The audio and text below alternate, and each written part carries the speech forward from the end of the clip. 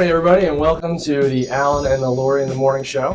Lauri, how are you? I'm doing well. How are you? I'm wonderful. Hope you all had a great weekend. I picked this bad boy up last weekend at the Virginia Leadership Retreat. Shout out to Community Association Institute and all the fine managers and members that put together the Virginia Leadership Retreat this year. It was a lot of fun. And I get to go next year, right? And you and I are definitely going next year. I got that for getting last place in the golf tournament. Not single-handedly. Thank you to all of my other teammates out there that contributed to our success. All right, what are we talking about today? Master policy versus unit owner insurance. Managers, you know this is an important topic, so you might want to keep watching this time. You also might want to share this with your unit owners. You can reference all prior episodes at our website below. Master insurance requirements versus unit owner requirements. HO6 master insurance. Let's begin. Okay. Well, first off, you really have to read your bylaws to know what your master policy is going to cover. I would say 95% of the bylaws that I've seen require what's called a single entity or walls-in coverage. Basically what that means is that we are covering the original plans and specifications only. Betterments and improvements that have been completed after the original build date would not be included in the coverage for the master policy. So I buy a unit day one, freshly built. All that I see before me, before I move in, covered or not covered?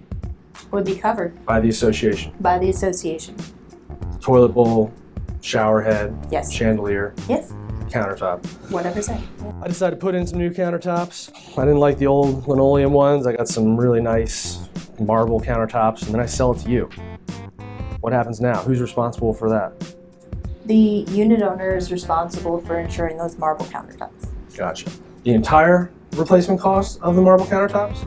The difference in cost between the original specs and the new quality items that are in there. $50 a square foot for linoleum countertops, $250 per square foot for marble. Unit owner pays the $200, association pays the $50. Right. Got it? All right. What are improvements and betterments? Talk about that. Anything that would be considered an upgrade. We see a lot of people, especially in the older condominiums, buying units that had, say, parquet floors originally. They want to put in hardwood or maybe even bamboo, something that's much more expensive than what was originally there. In the event of a claim, all they're going to get is like, kind, and quality to that parquet floor that was there originally, unless they are willing to either pay out of pocket or they have their own insurance policy to cover the betterments and improvements. Got it. Personal property versus improvements and betterments. How does a unit owner differentiate? Well, if you think about it in terms of turning the unit upside down, you shake it, whatever falls out is personal property. Right. Anything that's attached permanently is considered a part of the unit that would be a betterment or improvement. Another way to think of it, ladies and gentlemen at home, if I resell my condo to somebody else, improvements and betterments are things that I would not take with me, and it would be inferred are part of the sale of the property. Unless, of course, you would actually uninstall your chandelier or something like that. But it'd still be improvements and betterments, all right? If it's permanently installed, whether you take it with you or not, it's covered by improvements and betterments. Let's talk about liability real quick, because I know we don't have a lot of time. Falls within the unit and property. Talk about that, how that works. Okay, well, the association's liability coverage stops at your front door.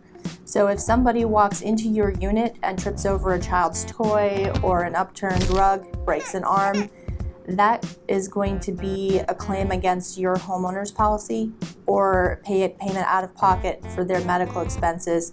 That's not something that the association is responsible for. And then what happens when I fall asleep in the bathtub and forget to turn off the water and then wake up an hour later and I get phone calls from other unit owners?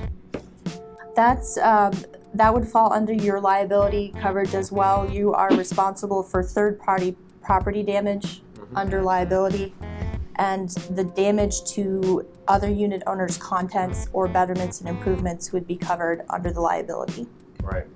It's key to remember the Master Association deductible, right? Some deductibles can be very high, and it can cost a lot of money out of pocket to go through a Master Association policy. I would definitely recommend that every unit owner check with their insurance carrier and the association's carrier every year to make sure that they know what the deductibles are, and that if it has changed in any way, shape, or form, that they update their own personal policies. So that's a great recap about Master Association versus unit owner responsibility, as well as insurability. Every unit owner should have an HO6 policy. And every unit owner that leases their property to somebody else needs to make sure that they have appropriate renter's insurance in place. Yes. And the real takeaway today, ladies and gentlemen, if anyone was wondering, I did dress myself today. I'm very proud of it. I even bought these clothes. I picked them out. You did? It was the first time ever I've done it myself, and my wife said, she didn't say good job, she never says that to me, but she was like, which is great. That's by far the best compliment I've gotten in the last year. So. Okay. Ladies and gentlemen, have a great week. I hope we can bring a little sunshine to your Monday.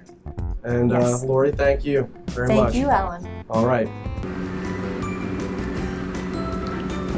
Are you waiting for me to I talk? thought you were going to start. Okay. Have a happy, I already said that.